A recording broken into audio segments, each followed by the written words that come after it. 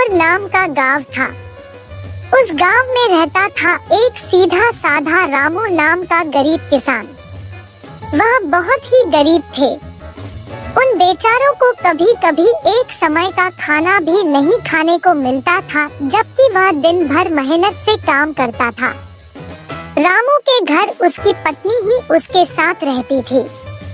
एक बार क्या हुआ कि हमारा रामू खेत में खेती कर रहा था। तभी अचानक उसका जो कुदाल था वह एक जोर से किसी धातु से टकराया और तेज आवाज आई। बेचारा रामू चौंक के घबरा गया। बोला, अरे ये क्या?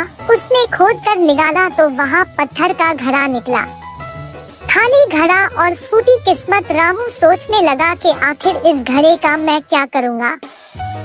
उसने यह सोचकर घड़े को सेब के पेड़ के नीचे रख दिया।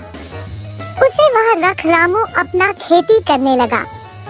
फिर दोपहर के समय वह अपना खाना लेकर सेब के पेड़ के नीचे खाने आ गया। भूखा थका रामू अचानक घड़े में देखता है तो यह क्या?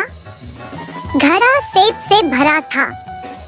उसने सोचा कि अरे इस खाली घड़े में सेब कौन भर गया। खैर, ज्यादा न सोचते हुए रामू सेब निकाल कर खाने लगा और फिर घड़ा रख दिया।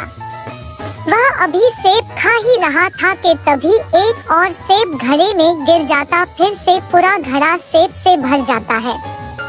घबराया रामू पूरी तरह हैरान हो गया, लेकिन तुरंत ही समझा गया कि ये कोई ऐसा वैसा घड़ा नहीं, बल्कि निश्चित ही कोई जादुई घड़ा है।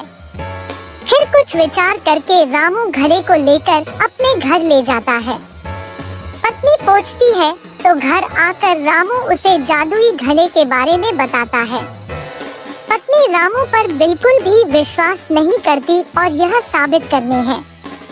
यह सुन रामू एक चावल का टुकड़ा लेकर जादुई घड़े में डाल देता है और देखते ही देखते घड़ा चावल से भर गया था। पत्नी आश्चर्य से रामू को देखने लगी और खुश होकर रात का खाना खाया और सो गए। अगली सुबह रामू उस घड़े में कुछ सब्जियां डालता और सब्जियां निकालकर बाजार में बेचने का सोचता है। अब तो रोज ही ऐसा होता और फिर रामू मेहनत करके धन कमाया और बड़ा सा घर बनवा लेता है। गांव के सभी लोग चर्चा करने लगे कि कैसे रामू इतना अमीर हो गया, क्या उसके हाथ कुछ लग गया है। गांव में खूब माहिर दो चोर थे और एक दिन इन चोरों को पता चला तो दोनों चोर दिन के समय रामू के घर जाकर छुप के देखने लगे।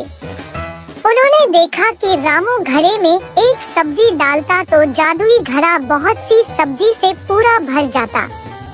दोनों चोर बहुत खुश होते हुए चोरी करने का योजना बनाते हैं। चोर योजना के अनुसार आधी रात के समय रामू के घर घुस गए और वह रखा जादुई घड़ा चोरी करके अपने घर आ गए। एक चोर जादुई घड़ा को परखने के लिए उसमें एक सिक्का डाल देता है। हमेशा की तरह एक सिक्का बहुत सारे सोने के सिक्के बन गया।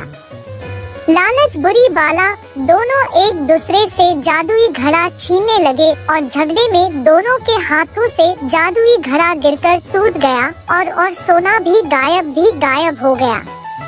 तो बच्चों, इस प्रकार जादुई घड़ा न पहला चोर का हुआ और न ही दूसरे चोर का। दोनों हाथ धो बैठे। शिक्षा: चोरी करना पाप है और चोरी की वस्तुएं ज्यादा समय तक नहीं टिकती।